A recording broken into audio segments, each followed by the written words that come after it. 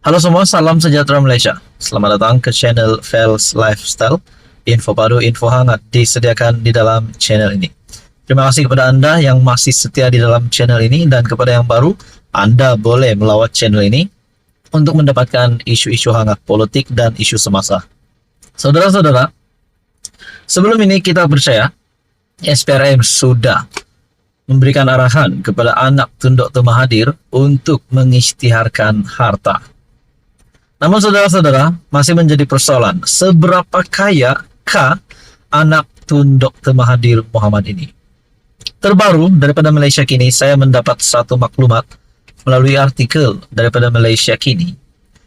Kekayaan kontroversi Mirzan dan Mokzani. Mungkin ramai di kalangan 30 juta rakyat Malaysia yang tertanya-tanya seberapa kayakah anak tun Dr. Mahathir dan juga Mahathir sendiri. Adakah mereka mempunyai harta ataupun wang ringgit di dalam bank, wang ringgit cash di kediaman di rumah mereka ataupun di mana-mana saja, ratusan juta ataupun mungkin berbilion-bilion. Itu menjadi persoalan, berapa jumlah itu. Dua anak lelaki bekas Perdana Menteri Dr. Mahathir Mohamad, Mirzan dan Mokzani, sedang disiasat oleh SPRM dan telah diarah mengisytiharkan harta mereka. Kedua-duanya diketahui aktif dalam dunia perniagaan dan terkenal mempunyai kekayaan yang besar. Tetapi bagaimana mereka meraih kekayaan dan berapa kekayaan sebenar mereka? Dalam siri Kini Guide ini, kami menyimak semula perkara yang diketahui umum tentang kekayaan mereka dan kontroversi yang pernah dikaitkan dengan mereka. Siapa Mirzan dan Mokzani? Mahathir dan isteri Dr. Siti Hasma mempunyai 4 anak kandung.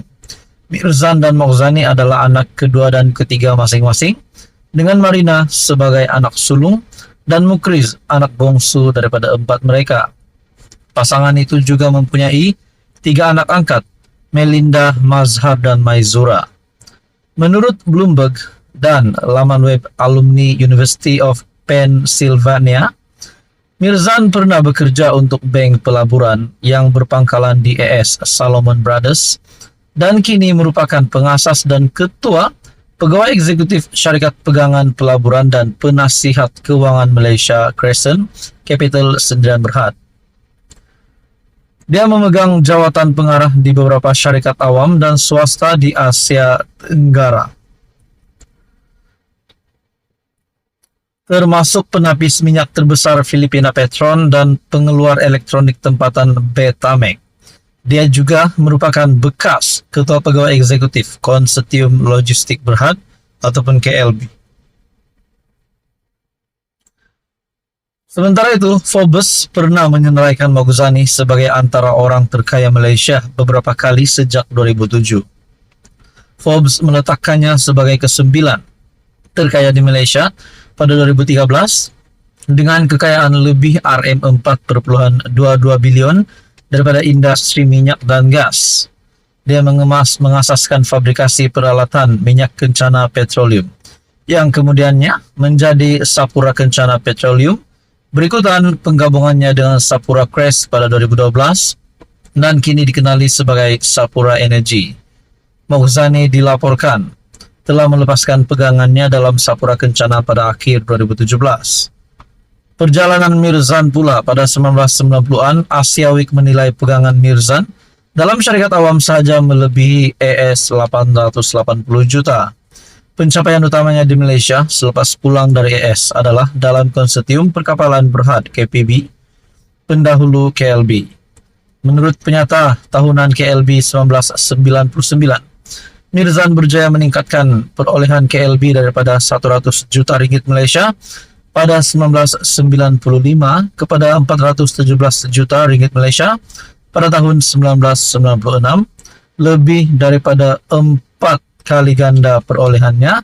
Dalam hanya 1 tahun, ia mencecah 730 juta pada kemuncaknya pada tahun 1997. Anda boleh melihat di dalam artikel Malaysia Kini yang bertajuk kekayaan kontroversi Mirzan dan Mokhzani. Nah, persoalannya adakah kekayaan yang mereka perolehi ini sama ada dahulu dan juga sekarang ini mungkin ada terlibat dengan kekayaan ataupun pendapatan yang mencurigakan. Nah, mungkin sebab itu juga SPRM mengarahkan mereka untuk mengisytiharkan harta. Persoalannya, sekiranya mereka didapati bersalah berkaitan dengan pengisytiharan harta, adakah mereka juga boleh didakwa seperti yang dikenakan kepada Daim Zainuddin dan istri Daim Zainuddin, yaitu Naimah. Nah, total beban, apa komen Anda berkaitan dengan isu ini? Sekian saja, teruskan bersama di dalam channel ini. Halo semua, salam sejahtera Malaysia, tuan-tuan dan puan-puan yang amat dihormati. Terima kasih kerana masih setia bersama di dalam channel ini. Dan kepada yang baru di dalam channel ini, Anda boleh melawat channel ini, Anda boleh mendapatkan isu-isu hangat politik semasa di Malaysia pada ketika ini. Tuan-tuan dan puan-puan, saudara-saudara yang dihormati semua, terdapat satu komen daripada subscriber ataupun penonton di dalam channel ini. Di dalam komen itu yang amat menarik minat saya untuk berkongsi kepada Anda semua, yang menyebut nama Yang di-Pertuan Agong ke-17 telah menarik gelaran Tun Mahathir. Saudara-saudara, belum lagi gelaran Tun Dr. Mahathir ditarik. Namun mungkin ini hanya pandangan pribadi beliau yang mengatakan, mungkin pandangan pribadi beliau yang mahu gelaran Tun Mahathir itu ditarik oleh Yang di-Pertuan Agong. Nah, persoalan yang menjadi keutamanya di sini adalah, adakah Mahathir terlibat dengan salah laku yang amat teruk sekali yang melanggar undang-undang sehingga membolehkan gelaran Tun Mahathir ditarik? Nah, sekiranya Anda mempunyai komen, apa yang boleh menyebabkan gelaran Tun Mahathir ini ditarik, Anda boleh komen di bawah. Tetapi yang terkini, yang kita tahu, status Tun Dr. Mahathir Mohamad, gelaran Tun Mahathir masih lagi ada. Nah, di dalam komen, dalam sebuah video di dalam channel ini, dia bukan Tun lagi. Darjah itu telah ditarik balik oleh Yang di-Pertuan Agong ke-17. Nah, mungkin ini hanya komen ataupun pandangan pribadi, namun sepertinya seperti yang kita tahu, belum ada pengumuman rasmi berkaitan dengan perkara ini. Ada juga berkata di sini, mungkin ada yang komen, ada yang bersetuju juga gelaran Tun Mahathir ini ditarik. Tapi saudara-saudara, mesti ada sesuatu penyebab, mesti ada sesuatu reason, alasan kenapa gelaran Tun Mahathir ini boleh ditarik. Mungkinkah Tun Mahathir telah melanggar satu garis panduan ataupun satu perkara sehingga membolehkan gelaran Tun Mahathir yang dimiliki oleh Mahathir ini ditarik? Saudara-saudara yang dihormati semua, kita juga tahu bahwa pada PRU15, Tun Dr. Mahathir telah kalah teruk. Satu kerusi GTA pun tiada yang dimenangi. Namun itu juga menjadi persoalan, adakah selepas PRU15, selepas keputusan itu, Mahathir akan bersarah, Mahathir akan pensiun daripada politik? Namun jawabannya tidak, karena kita dapat lihat sebelum ini pun Mahathir masih aktif dalam politik, bahkan membuat kenyataan-kenyataan yang pasti menggemparkan kerajaan, terutamanya Anwar Ibrahim. Nah, saudara-saudara, bagi Anda yang bertanya, adakah gelaran Tun Dr. Mahathir ditarik?